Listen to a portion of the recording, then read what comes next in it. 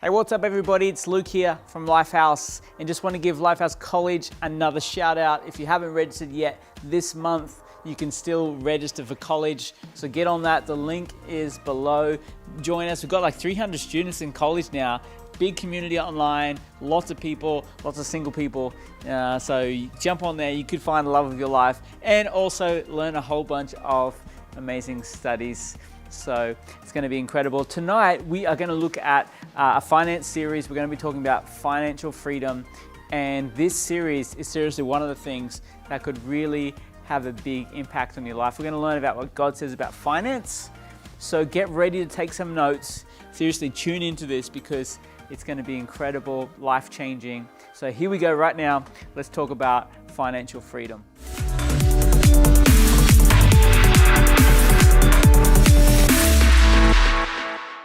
Well, hey everybody, and welcome to step 4 of 7 steps to financial freedom. Today we're going to be looking at saving a full 3 to 6 month emergency fund. If you're joining us for the first time, my name is Josh. I'm one of the pastors here at Lifehouse, and hey, we're just committed to helping you step into financial freedom and all that God has for you financially in your life. And so this is a great step. So let's not skip over this. Let's do this well. And then we're going to move on to even more fun things like investing, building wealth, saving for the future, and leaving a legacy. So step 4, saving a full 3 to 6 month emergency fund. I want to encourage you during this step, what we're doing is we are getting ready for a rainy day. Who knows that there's rainy days in life? You know, we don't want them, but sometimes there's financial emergencies. Sometimes there's job losses, and you should be ready for them when they come. And a full emergency fund, this is like an umbrella for a rainy day. You don't always need it, but you need to have it handy because you don't want to get wet, and you especially don't want to get soaked.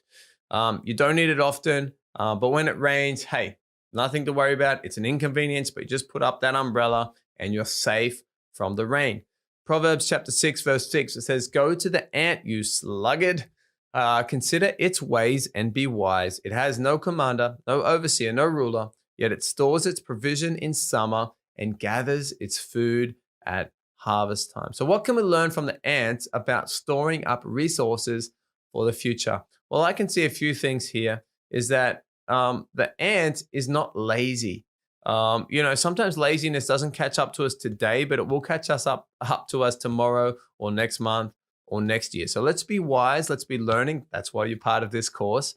I can see that it says it has no commander, no overseer. You know, no one's going to follow you up. No one's going to make sure you do this. Now, your connect group leader, your coach, your pastor, they may assist you. They may encourage you. I hope this is encouraging you today, but I'm not looking over your shoulder, making sure that you're doing this. No, you've got to be doing this on your own. And it says it stores up its provisions in summer and gathers its food at harvest. And so the ant knows that there's seasons that come every year. Now, financial crises may not happen every year, but the majority of people, I think it's about half of people will experience some kind of catastrophe financially or some kind of job loss in their life. And so we need to be ready in a good season, in a good time. Let's be saving up surplus so that in a tough season, we're ready for that. Now, depending on where you're watching this was filmed, we're in the global pandemic of the coronavirus in 2020 and 2021. And once you hit a pandemic or hit a situation, maybe when there's a job loss, it's too late to begin saving. You have needed to save before that. And during the pandemic, we see that the people who had a good bank balance or people who had savings or people who had investing have no issues if they had a job loss. They can, okay, I've got a 3-month, fund, or I've got 6 months. I can get ready. I can find that new job. I can start a new business. But if you're living month to month, or there's too much month left over at the end of your money, you're living week to week, paycheck to paycheck. When there's a tough time, you won't be ready for that. And have you had a tough season financially in your life? I want to ask you that today. And if you have, what got you out of that tough season? Did you have to borrow money? Did you get an extra job? Was it stressful? I want to encourage you, save a 3 to 6 month emergency fund. This is money that if we go through a tough time, an emergency, we don't have to go into debt. We don't have to use our credit cards. No, we just use our savings and we get ready for that job ahead. We'll never need to go into debt again once we have this fund. It should be considered like insurance, not saving. So we're not trying to make money on it. We're not trying to invest it.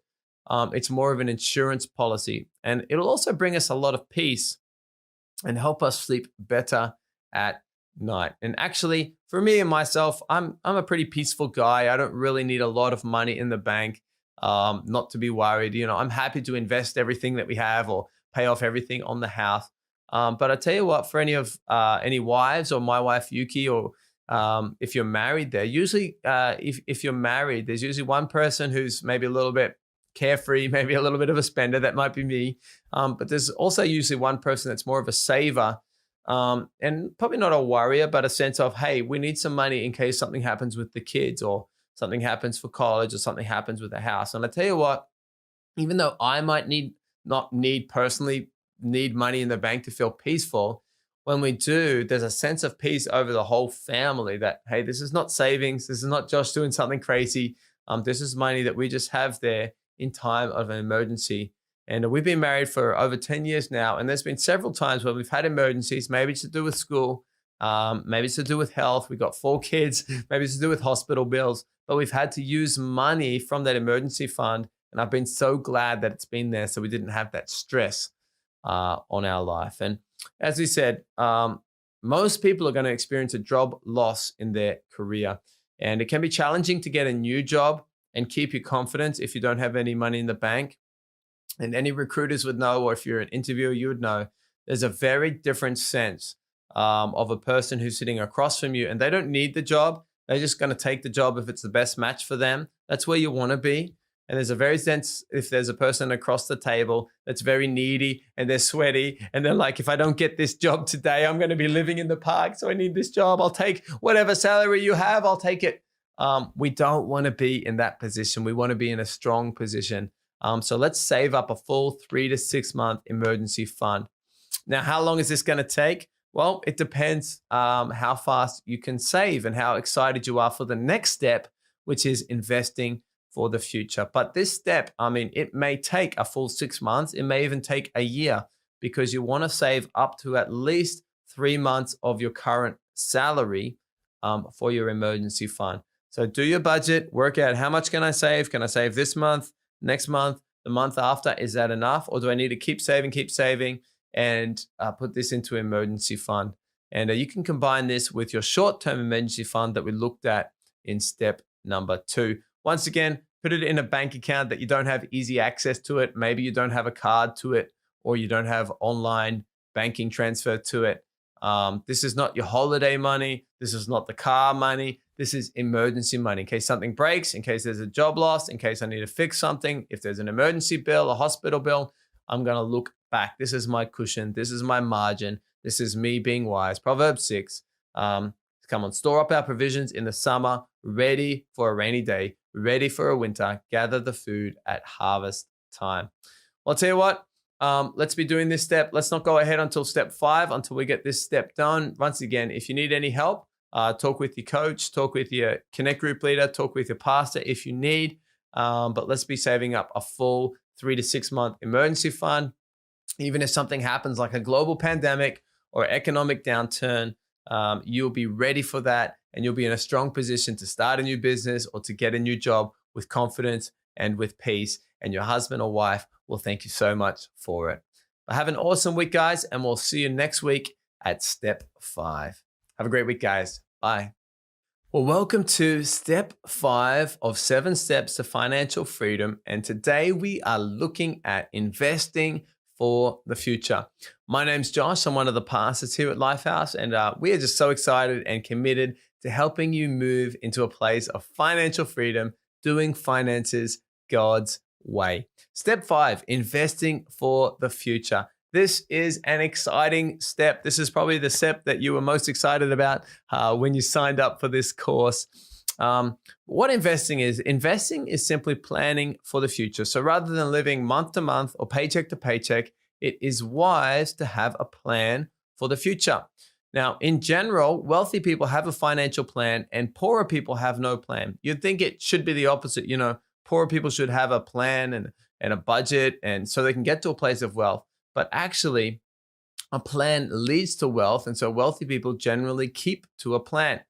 Matthew chapter 25, verse 19, Jesus is actually talking about investing. And he says, after a long time, the master of the servants returned and settled accounts. And the man who had received 5 bags of gold brought another 5. And he said, Master, you've entrusted me with 5 bags of gold. See, I have gained 5 more.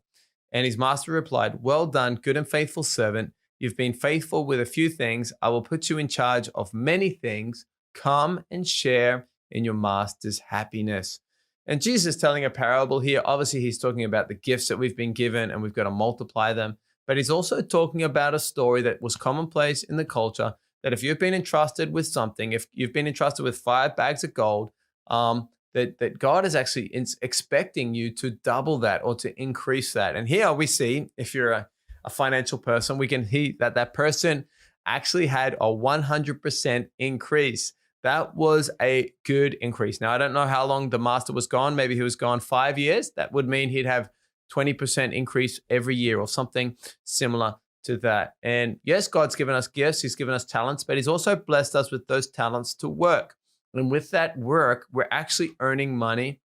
And I believe God has called us to multiply that money rather than just working for the money and putting it in the bank. We've got to put that money to work for us. We've got to increase what God has given us. And the increase is not just for us. We know that all throughout the Bible that God has called us to tithe and put God first, number one, but he's also called us to be generous. And I believe the most generous people in our city. And it's a lot easier to be generous when we have surplus, when we have margin that we can be generous with. So I want to just ask you a simple question today. What are you doing today that's growing your money?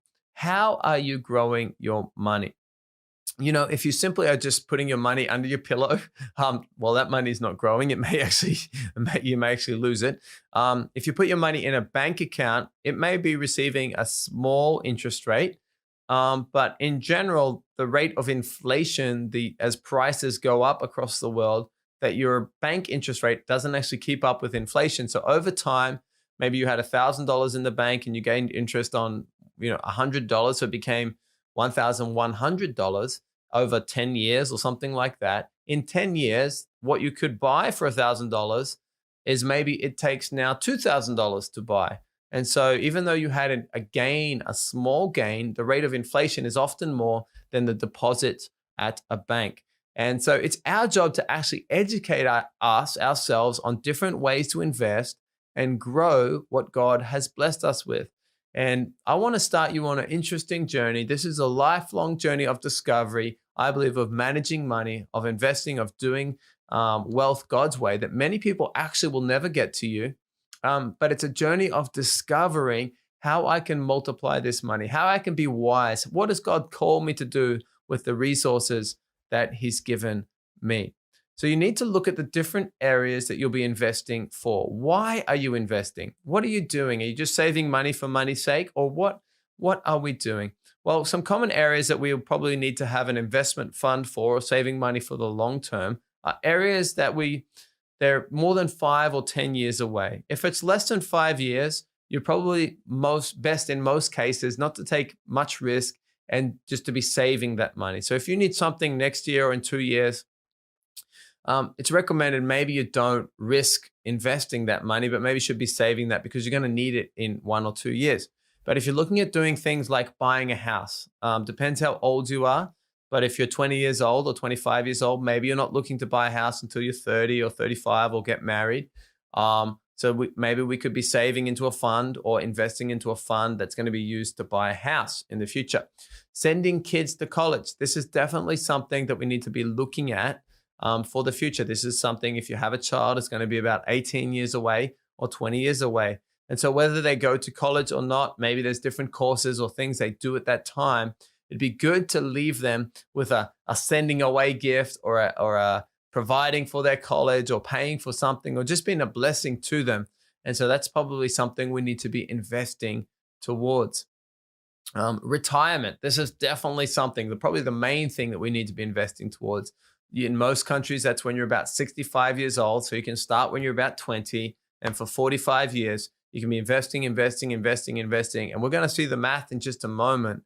But it's amazing how much that investment can grow to in over 45 years. And studies show that when you give a name to your savings or to investments, when you actually have a vision behind it, you're much more likely to stick to what you decided. So it's important to put things in a different bucket. One common question is, should I save or should I invest? In general, this is what Dave Ramsey recommends as well, is that if you don't use the money for 5 years or longer, investing is going to give you a greater return than a savings account. And just a simple math on this is that over time, the stock market or just investments in general, over about 5 years, there's a very high likelihood that there's an increase in that investment over 5 years. But less than 5 years, it can be more volatile, meaning some years are up and some years are down. And if you're going to need the money next year, don't risk your money this year because maybe there's a downturn in the market or a downturn across the world economically, and you may have less money next year than when you started with. But over 5 years or longer, in general, you'll do well with investing. So what types of investments are there? Well, from the church perspective, we're not going to give you advice into what you should do or what you shouldn't do, but we can have a look at different types of investments. And hopefully these should trigger a little bit of interest on your side that you can look into this. So if you're investing in the long term and assuming an average amount of risk, the most common forms of investing are called mutual funds. These are collections of stocks up to 500 or so companies that are diversified across different areas with different visions. Mutual funds, you can look at that. I recommend looking at Dave Ramsey's advice on that as a financial advisor and looking into this. More riskier forms of investment are something called individual stocks. This is where you buy a stock of a particular company. This may have great gains, but it also can have great loss if the company or the CEO doesn't do well. Even more conservative forms of investing are bonds or bank deposits. These are pretty much guaranteed rates for very little risk, but also very little reward, usually in the area of just a few percentage points. So other types of investing are also starting a business or buying a business, buying real estate. These are all forms of investing. Other crazy forms of investing, maybe more riskier, things like cryptocurrency or going to Las Vegas and betting everything at the casino. These are all very risky, 50-50 chance. Do I make money? Do I not make money? I would recommend stay away from extremely risky forms of investing. If you do invest in stocks or anything like that, make sure you're very educated. Me personally, I don't want to get involved in that. I want to be able to sleep at night. I don't want to wake up thinking, what's the stock market doing today? Mutual funds are pretty much in the middle. They give a general rate of return, which we're going to look at in a moment, but still with some risk. And other forms of investing like bonds or bank deposits or real estate are obviously safer, but maybe a lower return. So whatever you choose to do, do your own homework. So let's have a quick look at mutual funds because this is what Dave Ramsey recommends for most people. This is what most people's retirement accounts contain, mutual funds. So you need to understand what a mutual fund is. The biggest, most common mutual fund in the world is called the S&P 500. It's basically the top 500 companies in the world or across the United States. And it's returned an average of 11 to 12% return per year for the last 40 years. So as you can see, pretty stable in general, returns 11 to 12% per year on average over 5 years or longer. So you need to be aware that in any given year, it may go down or it may go up quite a lot. And Dave Ramsey recommends to diversify your mutual funds into 4 categories. One being large cap, kind of more solid traditional companies. One being medium cap, like the S&P 500 index, something like that. A group of middle level. One being small cap. These are companies that maybe are public companies, but they're still growing companies. And international funds, so you have exposure to the whole world as well. So I would recommend Google Dave Ramsey and mutual funds if you're interested in getting educated in that area. Moving on, let's have a look at investment accounts. So each country actually has incentivized tax-free accounts for long-term investing that you can use to avoid taxes. Now, of course, you can just go, you can Google online, and find an investment company or investment broker that you can invest with in a general investment account. But usually, whatever the gain is, so if you gain 20% or if you gain 50%, you're going to have to pay tax on that gain when you take the money out.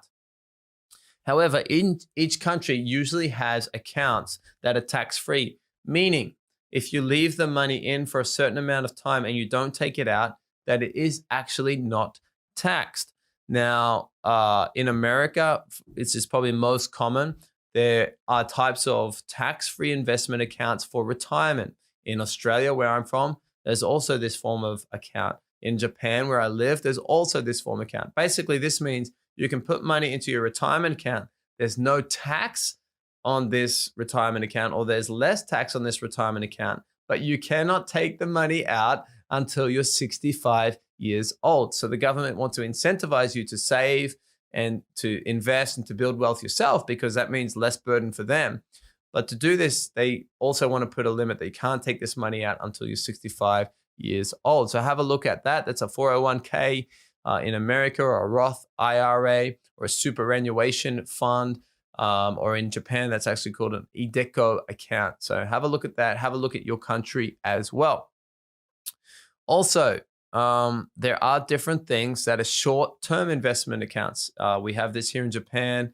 America also has it. Your country, once again, have a look at this. This is a short-term incentive by the government to say, hey, for the next 5 years, if you use this particular account, you can choose the mutual funds, you can choose the stocks, but there's not going to be any taxes associated for the next 5 years, for 5 years only. So you can make the use of that. This is also in Europe. In the UK, they have this form of account. It's called a NISA account. They also have the same type of NISA account, usually for students.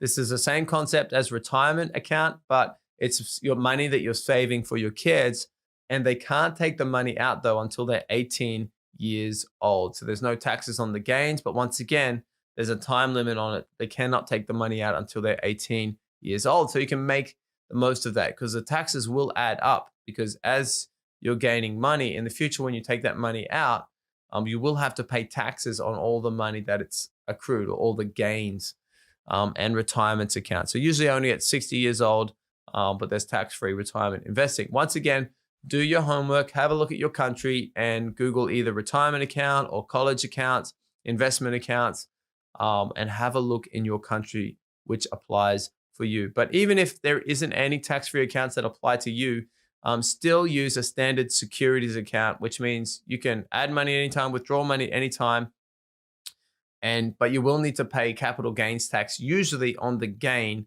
which is not tax on your own money. It's just tax on the amount that's increased. So if you invested $10,000 and that grew to $20,000 over time, you had a gain of $10,000. So usually you'd have to pay something like 20% tax on the gain.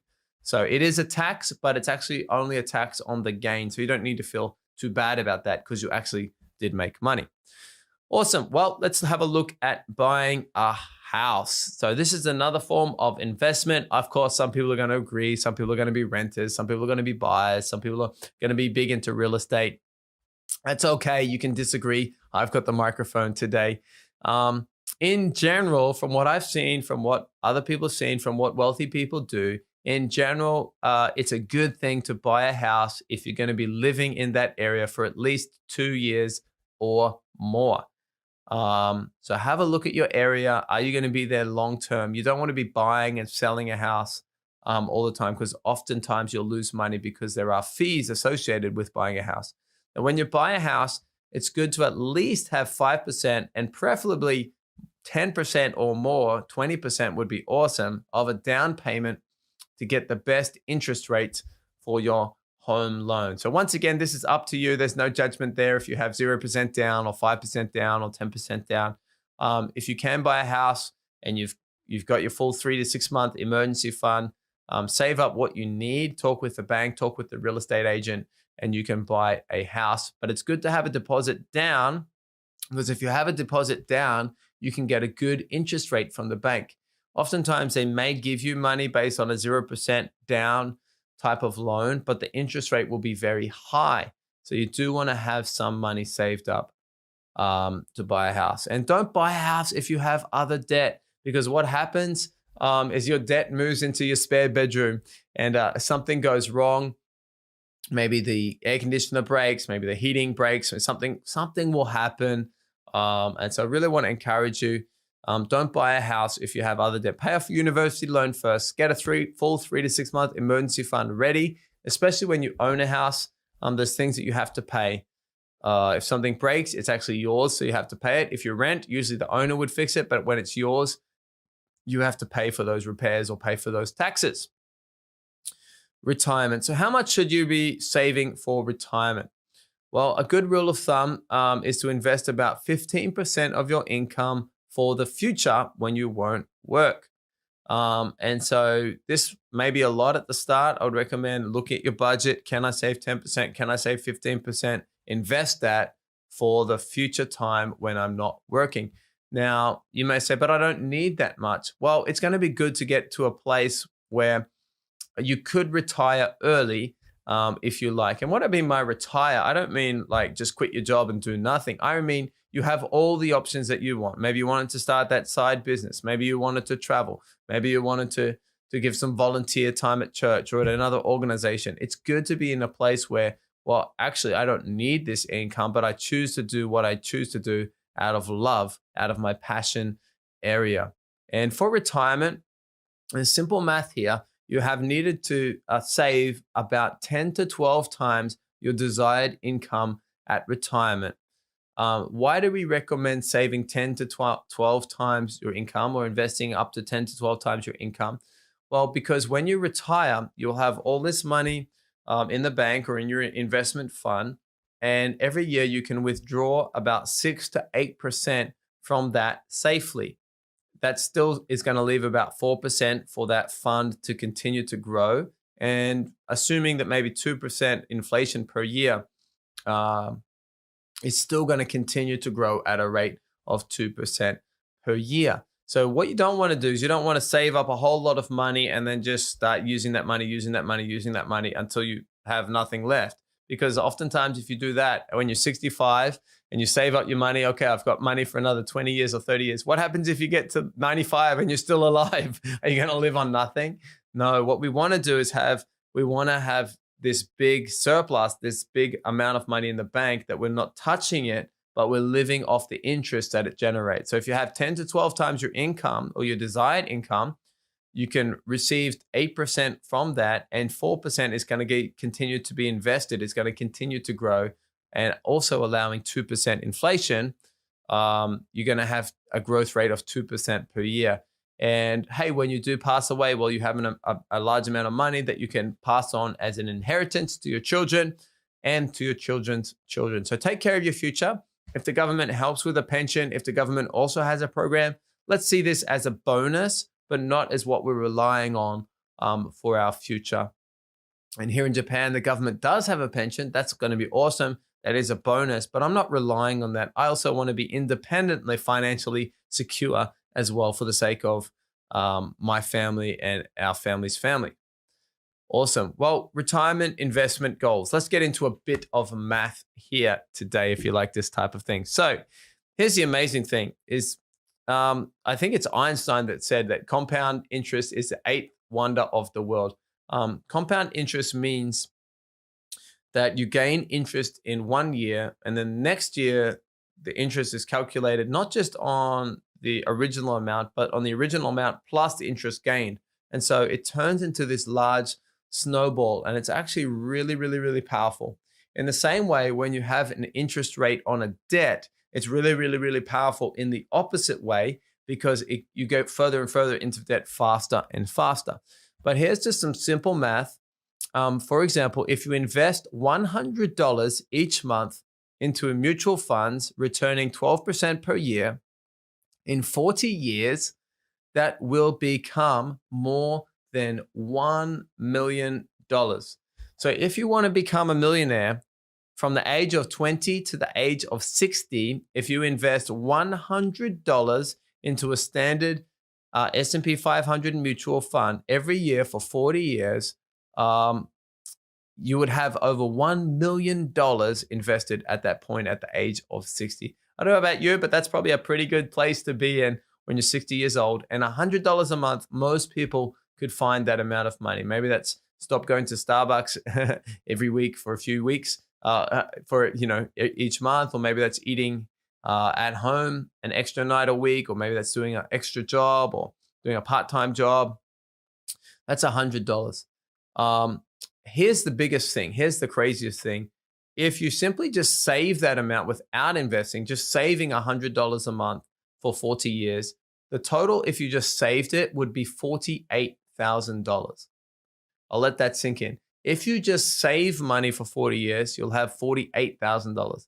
If you invest that same amount of money into a mutual fund that Dave Ramsey recommends, you will have over $1 million.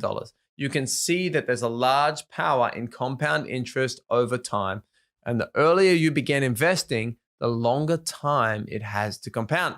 So you might want to start today. Let's start today. If you're ready for step 5, if you're not ready for step 5, let's go back. Let's get a budget. Let's save an emergency fund. Let's get out of debt. And then let's look at this step. And the last thing we'll look at in this step is kids' college. So kids' college is expensive. It's getting more expensive. Whether or not your kids go to college in 20 years, we don't know. But it's a good idea to start saving for their future when kids are born.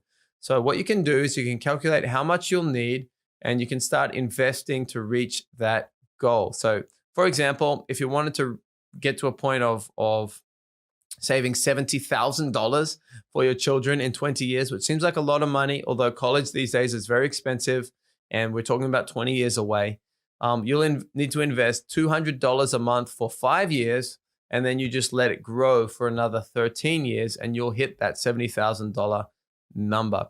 Or you can invest $100 every month for 18 years, and you'll hit $70,000. So you can do the maths on that. Remember, you probably want to use an interest rate like 10% or 12%, something in that range. That's a mutual fund investment. But once again, do the research yourself for investments. We don't give any investment advice. Have a look at Dave Ramsey's encouragement around investing, though. It's very good, very simple, very clear. And I think you can learn a lot from that as well. So investing, this is really exciting. There's a bit of homework on your side. Have a discussion with your Connect group. Have a discussion with your coach. Talk with your pastor if you need advice around this. But come on, let's be doing what Jesus says. Let's be increasing the gifts, increasing the finance that God has given us, not just for ourselves, but for our family, our family's family, to be generous, to build the church, and to see many people come to know God is our end goal. So have a great week. Enjoy this step. Lots of information there, and have a look at that. So we'll see you next week for step 6. Have a great week, guys. We'll see you later. Hey, welcome back, guys. I hope that you guys absorbed a bunch of this stuff about financial freedom, and so good to learn about this. But if you don't know Jesus, hey, today you can know Jesus in your life. It's the best decision you will ever make, is to invite Jesus into your life. He loves you, wants to come into your life today. And I want to just pray for you right now if you want to receive Jesus. Okay, so let's pray together. Jesus, we thank you. We believe in you today. Come into our lives. We will follow you. Amen. Amen. If you just prayed that prayer, just a simple prayer like that, I believe God will answer your prayer. We'd love to help you out. So definitely send us a message. I'm sure there's a local pastor where you are who would love to get in touch with you and just help you walk that journey with following Jesus. Now, we actually have a bunch of these studies, all of what we're talking about tonight. We actually have Blue Book studies, so you can jump onto the Lifehouse app, and in there is the Blue Book where we use in our small groups. There's studies in there on financial freedom. I think there's 6 or 7 studies. Jump on there, check it out. You can do that with your small group. And next week we're going to be back talking about the next subject. It's going to be powerful, so make sure you tune back in next week to be part of more financial freedom. Now, if you want to give, please jump onto mylifehouse.com/give. Links are below. Choose your campus. Be a part of supporting your local campus, your local church. It's a great thing to support your local church. And we're really praying God's blessing over your life as you do that. So links are below for that. Let's be faithful and give. and build the house of God together. Have an amazing week, guys.